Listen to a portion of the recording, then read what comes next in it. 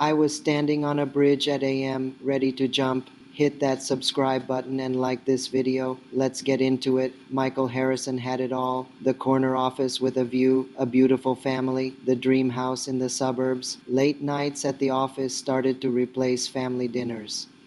One drink to unwind became many. The small compromises added up. He missed his daughter's piano recital. He forgot his son's birthday. The man in the mirror was becoming a stranger. His wife, Sarah, her eyes filled with a sadness he hadn't seen before, handed him divorce papers. "You're not the man I married," she whispered, and the words echoed in the empty house. 2 months later, the call came from the company needed a scapegoat for a deal gone wrong. He was fired. Suddenly, the phone stopped ringing. His so-called friends, the ones who had clapped him on the back at fancy dinners, vanished. Success has many friends. Failure has none. 6 months. That's all it took to go from the top floor to rock bottom. He was living in a tiny, depressing apartment, seeing his kids only on weekends, and drowning in a sea of crushing debt. But he learned a hard lesson. Rock bottom has a basement. An empty bottle lay on its side just inside the door, a monument to his despair. Unpaid bills were scattered across the table like fallen leaves. There was no hope left. He swung one leg over the railing, the cold metal a stark contrast to the numbness he felt inside. Everyone would be better off, he thought, the lie whispering in his ear. And then something inside him, the last wall of his pride, just broke. He collapsed back onto the balcony floor, the concrete cold against his cheek, and he wept. For the first time in 20 years, Michael Harrison prayed. "God," he sobbed, "if you're real, I need help. I can't do this anymore." Silence, no lightning bolt, no booming voice from the heavens, just the quiet hum of the city below. But in that profound silence, a single clear thought emerged. Tomorrow, just see tomorrow. The next morning at 5:47 a.m., his eyes opened. No alarm, his body just woke up. He rummaged through his closet and found a pair of old dusty running shoes. Without a second thought, he stepped outside into the pre-dawn chill and started to run. He made it 1 block. His lungs burned, his legs felt like lead, and he collapsed onto the grass, gasping for air. An elderly woman walking her dog stopped. "You all right, son?" she asked, her voice kind. "No," he managed to get out between breaths. "But I'm trying." She smiled, a warm, genuine smile. "That's all God asks." The next day, he ran 2 blocks. The day after, 3. Soon, he was running a full mile without stopping. Running became his prayer. Every pounding step on the pavement was a conversation with a God he was just getting to know. In the rhythm of his breathing, he heard a new voice, a quiet whisper that said, "You are not your failures. This is your beginning." Weeks turned into months. The physical weight fell off, but more importantly, the mental fog began to lift. He stopped drinking. He started reading books on hope and purpose. 8 months after that night on the balcony, he signed up for his first 5,000 race. Race day. He stood at the starting line with 847 other runners. The gun went off. He wasn't trying to win. He was just trying to finish. Mile 1, his legs felt strong. He felt alive, truly alive for the first time in years. Mile 2, the old doubts crept in. "You don't belong here. You're an imposter." But then he pushed through. As he rounded the corner for Mile 3, he saw the finish line. And standing there, holding signs, were Sarah and their kids. She'd brought them. He pushed with everything he had left and crossed the finish line. His daughter ran up and threw her arms around his waist. "Dad, you did it." His son gave him a high five. That was so cool. Sarah looked at him, and for the first time in a long time, she smiled a real, genuine smile. "You look good, Mike, healthy, happy." In that moment, he knew he hadn't just run 3.1 miles, he had run back to life.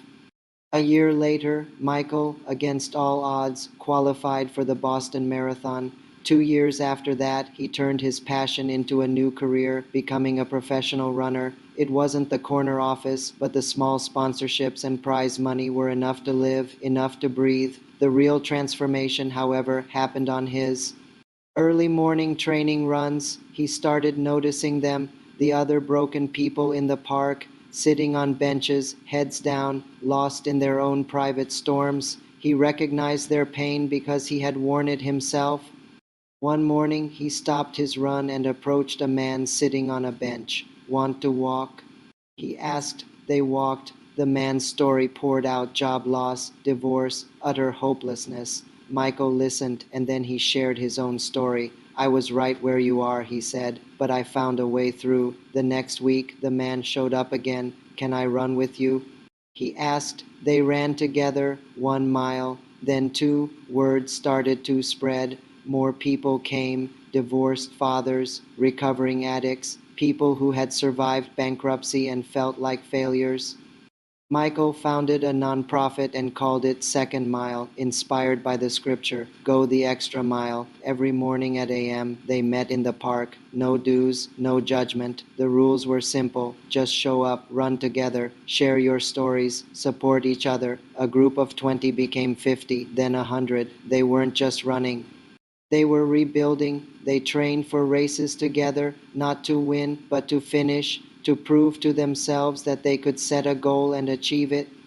Michael never preached. He just ran with them, listened, and shared his simple truth: you are not your worst day. God has a plan for you. News outlets picked up the story. Fallen executive helps others rise. Sponsors and donations started to come in, but Michael kept the mission the same: one step at a time, one person at a time.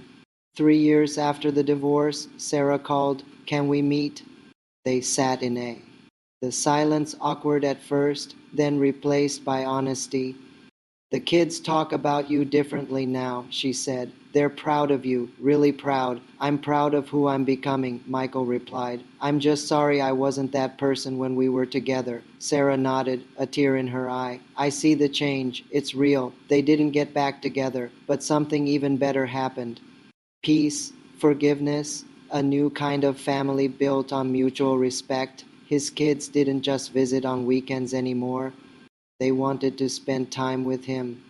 His daughter started joining the morning runs. His son asked him to coach his track team. He was finally the father they deserved. Today, Michael is 47 years old. He's an ultramarathoner who has competed in 7 different countries. Second Mile now operates in 30 cities across America, helping over 5,000 people every year. But for Michael, the real achievement is in the individual stories. Marcus, who came to the group suicidal, just completed his first marathon. Jennifer, who lost her kids to addiction, just regained custody.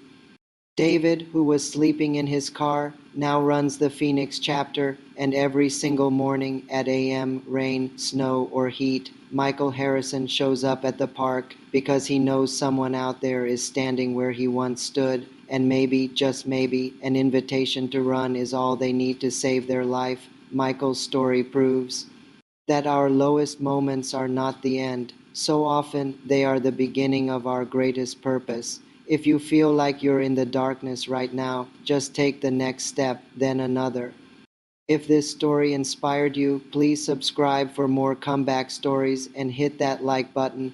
Let us know in the comments what part of Michael's journey resonated most with you. Remember, you are not your failures. Your story isn't over. Keep running.